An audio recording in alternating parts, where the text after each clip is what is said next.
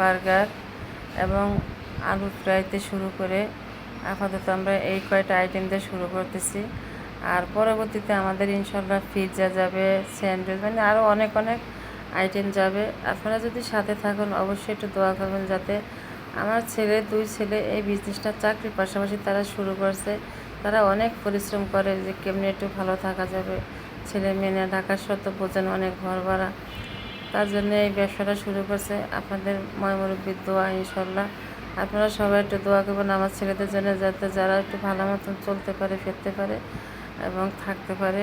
নিজেরা অনেক পরিশ্রম করতেছে, অনেক পরিশ্রমের পাশেই ব্যবসাটা নিয়েছে। আর সাথে তো আমি আর আমার বৌমা আছে হেল্প করার জন্য, আমার বৌমা যথেষ্ট পরিমাণে এখানে হেল্প করতেছে।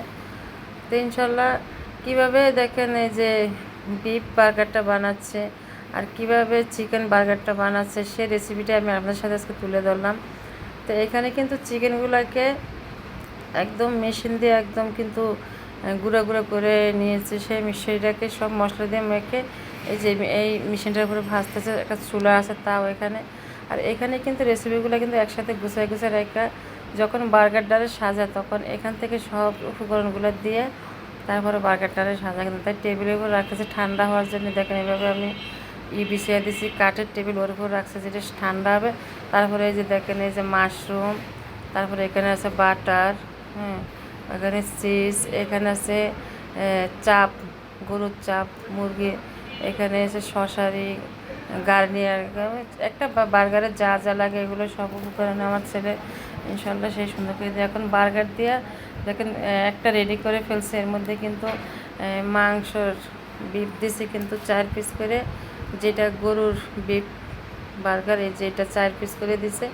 তো এইভাবে যখন ভিডিও করছে তখন আমি মানে ও বানাচ্ছে, আমি ভিডিও করতেছিলাম। আর এই পাশে কিন্তু আমাদের আজকে ফটোশ্যুট করছে, এগুলো অনলাইনে যখন পেজে এটা যাবে বা এটা অন্য একটা ইসে দিছে, তা এখানে 2 বন্ধু আসছে ফটোশ্যুট করার জন্য। তো ওইখানে আমি একটু ফটোশ্যুটের ভিডিও নিলাম। আর দেখেন ঘরে যখন কাজ হয় বিছনার ঘরে প্যাকেজিং ওপর সবগুলো প্যাকেট এবং টিস্যু সব এইভাবে রাখছি এলোমেলো, এখনও কিন্তু করি নাই, আজকে ফটোশ্যুট করছে। এই দেখেন এই যে পুরো বার্গারটা মানে বিফ যে বার্গারটা এটা কিন্তু এখানে আমি সাজাইছি আমার ছেলেতে, আমি এখান থেকে একটু ভিডিও করছি। তো অবশ্যই আমাদের পাশে একটু থাকবেন। আর এখানে কিন্তু একদম মেন ভিডিওটা কিন্তু এইটা, যে এই ভিডিওটা দেখবেন আপনারা যে কেমন হয়েছে, একটু পুরো ভিডিওটা দেখবেন আমাদের, যে আমরা কিভাবে সাজাচ্ছি, কিভাবে আপনাদের সাথে তুলে ধরছি। আর এখানে আলু ফ্রাইয়ের জন্য আমরা চুলায় বড় একটা হাঁড়ির ভিতর তেল বসায় দিছে, তেল গরম হয়েছে। আর এই যে একটা ডিশ, এটাকে আলু ফ্রাইয়ের ডিশ, এটা সবাই চিনেন। এর ভিতরে আলুগুলো দিয়ে এভাবে আলু ভাজতে হয়।